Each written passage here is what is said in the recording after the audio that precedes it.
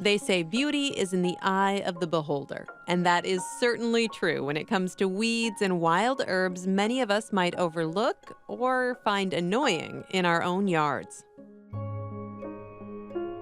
There's so much at our fingertips that we just don't even realize that's growing out there. Certain things like stinging nettles, that people hate stinging nettles on their property because they sting. It's not very comfortable to have your hands all covered with stinging nettles, but they're actually like kale times 10. It has all of the B vitamins, iron. It's just a super, super good herb.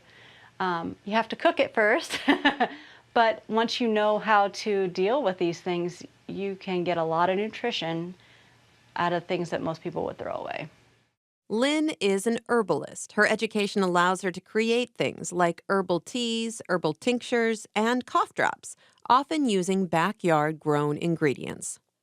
I was having a lot of medical issues myself, and everything kind of starts out as something selfish. It was about me. It was about finding something that could help with my issues, and finding those alternative methods of healing, and kind of stumbling into herbalism, and it really kind of struck a chord with me. It seemed like we should be learning this from our grandparents and their parents, and it should be something that everybody just kind of knows about.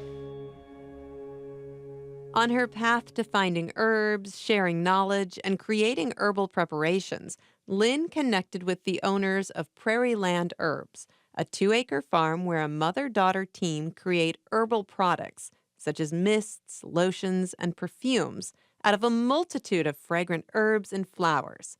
They sell them online or at their shop, housed on site. I am Donna Jolseth. I am co-owner with my daughter Maggie Howe of Prairie Land Herbs. We are known for making natural bath and beauty products.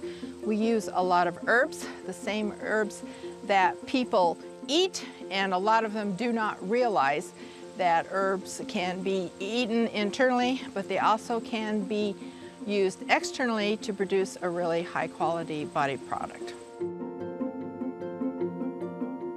We've got lemongrass and lemon verbena and sage and rosemary and thyme and comfrey and eucalyptus and basil.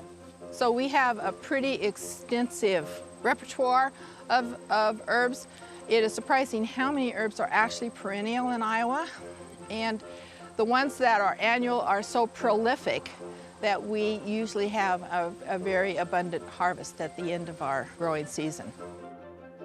Donna points out that she's not an herbalist. She's actually a microbiologist with experience as a naturalist too, which gives her the expertise to grow an abundance of herbs and flowers and work outside, which she loves. Meanwhile, her daughter Maggie takes the fruits of Lynn's labors and concocts the products. It's a harmonious relationship, just like the bond they have with the herbs themselves.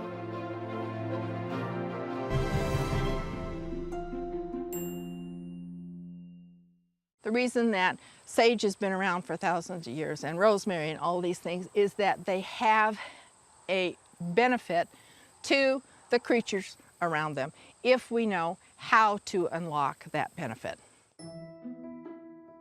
From an herbalist's use of herbs to create teas and tinctures, to a mother-daughter team's creativity in producing perfumes and salves, using the plants we grow to benefit our lives has a back-to-basics feel to it, and a community that embraces it.